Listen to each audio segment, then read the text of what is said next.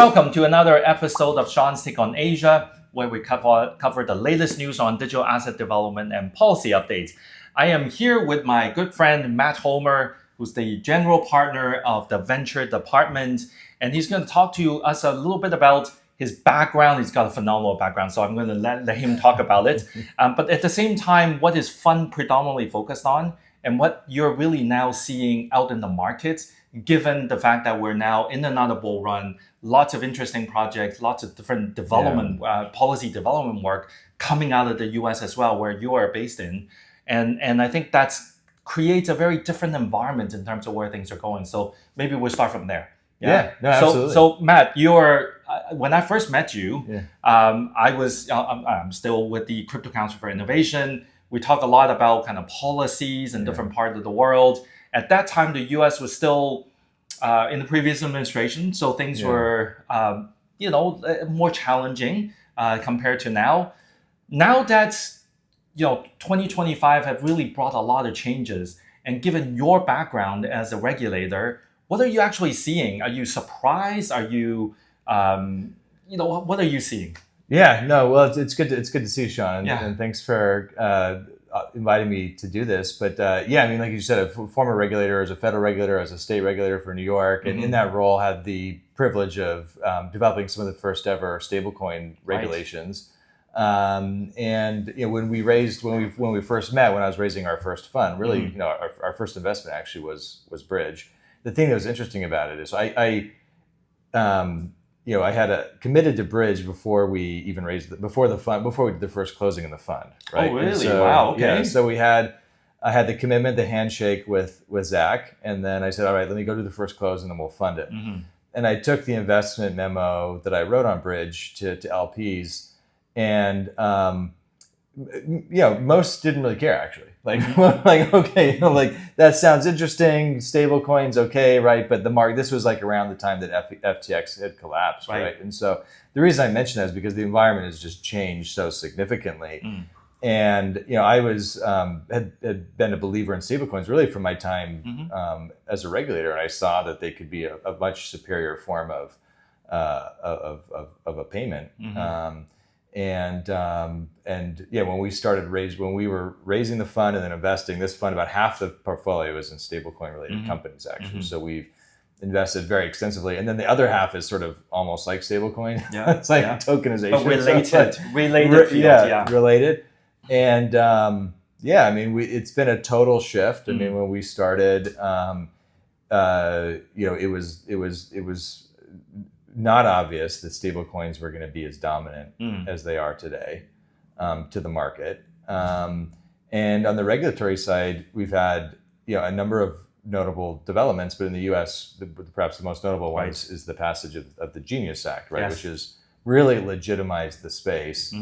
But fast forward to kind of where things are today, I remember the time we invested in Bridge. I mean, there were a few interesting stablecoin projects. Maybe there are like 3 or 4 or something like that. But there weren't ones. There weren't that. But today there are literally hundreds. Yes. Right. I mean, hundreds of, and stablecoins are. It's sort of a blessing and a curse because it is attracting some of the best founders I've ever seen. Like just really incredible founders from fintech, founders from other backgrounds, founders that I'm excited about because they can sort of take crypto and stablecoins in new directions. That's the blessing. The curse is that it's just very crowded, right? And it's very competitive. I think it's getting much harder to probably win in that category. But So we talked about Bridge, right? Yeah. And I've actually met Zach before as well. And I think at that time I was looking at the proposition and I thought, okay, yes, there's going to be more stable coins, and you do need a orchestration layer, a swap, so to speak, from one to another, right? Because otherwise, you have all of these coins that are all over the place. They're all supposed to be US dollar denominated, but how do they actually interact with each other? That thesis was probably a bit further out at the time, to your point. Yeah. But now, looking back, that was exactly the right move, right? So, of course, what we're now seeing, coming into 2025, almost the end of 2025, and you and I have talked about this before. there's not only US dollar stablecoins, but there's also local currency stablecoins. And I know you've also looked at projects in Mexico and other places. What are you looking for in those type of projects when you're trying to identify whether those are good projects that are potentially could be good candidates for the fund? Yeah. Well, I think local stablecoins, I mean, it's sort of, it's a heated conversation, I think, or not heated, but it's sort of a provocative conversation around the future of stablecoins. The US dollar stablecoins are so dominant. What happens with local stablecoins? I do think local stablecoins are going to be very important because one of the biggest bottlenecks today in the ecosystem relates to kind of the on-ramping and off-ramping and the need to convert to local currencies. So I think local stablecoins are very important. I think some of the questions I'm wondering when I'm looking at those projects are like, are we going to see solutions that are doing local currencies for multiple markets? Right. Or are they going to be or you can have one winner kind of like, or maybe not just one, but like a set of winners per country. Yeah. Because as an investor, that becomes like harder to invest in unless it's like a massive, massive market. Right. So yeah, I mean, I'm wondering, like, are there will local stablecoin, non-US stablecoins look the same as US stablecoins with kind of highly regulated monthly audits, kind of T-bill equivalent reserves. I think they will look like that in countries with robust capital markets and strong regulators, but it may not be that that way in every market. Right? Yeah, no, for sure. I mean, we're here in Singapore, obviously, for Token2049. Singapore was one of the earliest jurisdictions to come up with a stablecoin regime, right? They happen to call it payment tokens. But I think the reality is, if you look at the details around the regime in Singapore, in Japan, and also now in Hong Kong, you are seeing a lot of similarities. And I think they're all looking at each other and then trying to either improve upon or maybe screw it on a little bit more in one aspect or another, depending on the jurisdictional requirements. But from what I can see, many of these players or many of these regimes are restricting players to only have fiat reference, working with reserve banks, either monthly, weekly, sometimes daily attestations. I think daily is really, really getting it up there. But and then of course, the dollar-denominated asset, right, or the local dollar-denominated asset. Now, that's not as easy to do for some currencies versus others, right? There's so many US dollar-denominated assets that you can essentially tokenize and move it on chain and use that as the reserve. You can't really do that in a lot of currencies. So I think that's also where we're seeing some challenges. But the issuer side, right, local currency issuance aside, there's also distribution. Right? There is distribution, there's orchestration, there's all of the tooling and utilities. Talk about some of the ones that you think might be interesting or categories that you think might be interesting aside from just issuing a stablecoin. I mean, orchestration, certainly, right? I think that's like, and there are part of my thesis in this space has always been that you will have regional winners, actually. Right. Because it's hard, a lot of what it takes to win depends on local knowledge, depends on local relationships, depends on local regulation. And that's going to be very hard for the biggest, just to do at global scale. Yeah. Right. Yeah. And so I think that, just as a first point, there will be sort of regional winners. The other thing I think is interesting, one development is, if you think about like what's inside of these stable coins, it's often like a tokenized, well, it doesn't have to be tokenized, but it's some sovereign debt instrument. Right. And so I think tokenized bonds, sovereign bonds, whatever you might want to call them. Right. I think that's really interesting. And hopefully we see more governments either doing that themselves or partnering with others to do that. And you see that happening in traditional equities, actually. So if you look at equity markets in the US, there are projects that are now companies that are tokenizing their stock, not 100% of it, but they'll say, let's tokenize 10% of our stock. 90% can trade on NASDAQ, let's have 10% go on chain. I think with bond issuance for governments, that's where we're going to be, right? So government may say, we'll issue 95% of our bonds in a traditional auction, 5% on chain. And then the reason that's significant for local stablecoins is because that becomes the kernel for, it becomes trivial to then mint a stablecoin almost against that. I think you and I talked about the offshore RMB, right?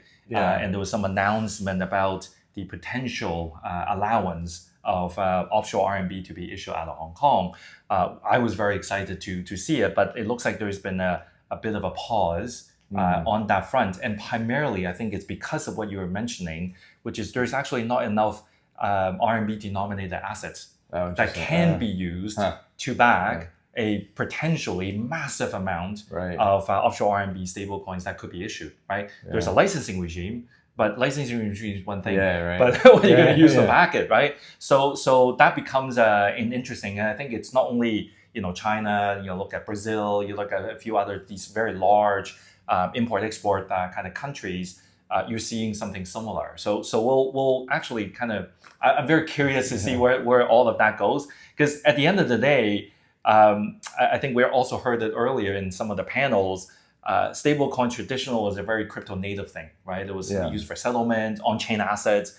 But then now when you're looking at fiat reference stable, well, you have no choice but to touch the traditional banks and traditional treasury and so on. How that's going to work becomes quite interesting. So you also have local payment systems too, right? Which we talked about before, like PIX in Brazil or UPI in India, and those are sort of interesting too, because I think there's a question about they can almost serve as like a replacement in some instances for like a local stablecoin, right? That's true. That's very true. Especially here in Asia, the real-time payment systems are so advanced.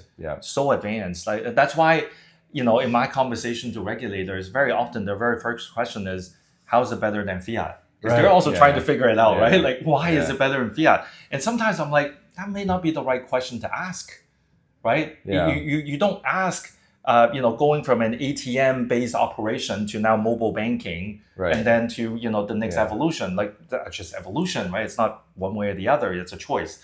I wanted to ask a little bit about some of the news coming out of the larger stablecoin issuers in the US, the Circles, the Paxos and Stripe as well. Them launching a layer one as part of an issuance business. How do you see that? I'm curious. Yeah, I mean, it's a great question. I mean, I think I'm still forming a perspective. Actually, I think that to win there is going to be probably really hard, right? I think that there's a few that definitely can, right? And we've seen some of these, but we've seen it's not just the ones you mentioned, right? We've seen a number of layer one, layer two stablecoin protocols emerge in the last year.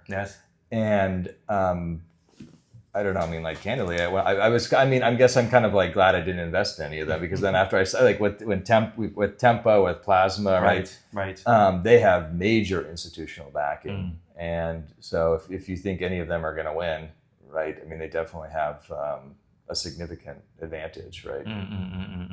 I think I've seen a few other like stablecoin specific layer ones that are not backed by one of these larger players. And I always question, what's the goal? What's the what's the angle? It's so hard, right? One, building a layer one, running a layer one, and everything else. All of that is already hard enough, and then now you add on the additional components on top. Not easy to do. But not to say they can't be successful, but it's a challenging space for sure. Maybe closing thoughts. I know you're mostly in the US. You do travel. Every time you come out to Asia, what are you looking for? Right? Is it interesting projects? Is it like, what are you? Every time I come, I want to come again. I mean, like there's like so much happening here, and I was really excited to come this time because the environment in the US is now so different, right? It's now very innovation friendly, and there's been sort of this. I think every region can sort of win, but you've seen sort of crypto is interesting because it's a global category. And founders can kind of go everywhere, and they kind of can choose where they focus, right? And I think that Asia to me is exciting because it is already so advanced, right, in so many different ways.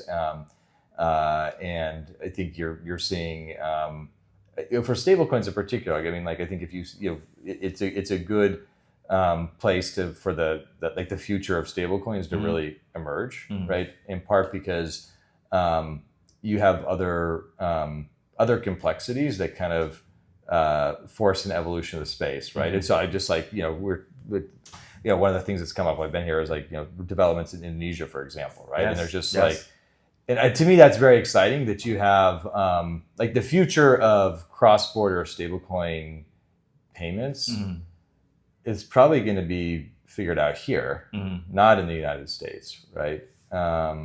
So because there's a natural need. There's a natural need, right? Yeah. And to do it in the fiat world is already hard enough. Right. So then when you have to do it with a stable coin, but US dollar, and then now you got to figure out the dollar rail, right, to on-ramp, off-ramp, it doesn't actually help.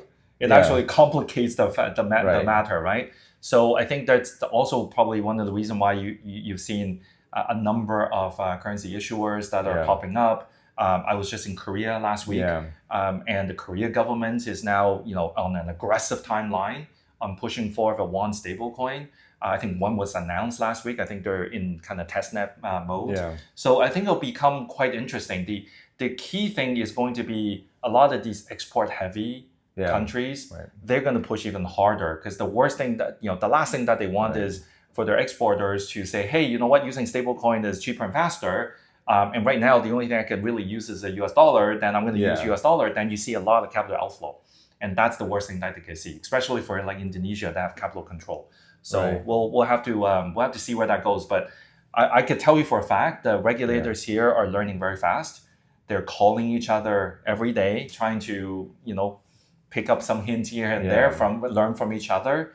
So I wouldn't be surprised if the whole region, the ASEAN region, for example, are get together and kind of figure out how to do it domestically. But then more importantly, how do they have some level of mutual recognition, right? It's probably less important to do it in the US, but it's going to be much more important to do it over here.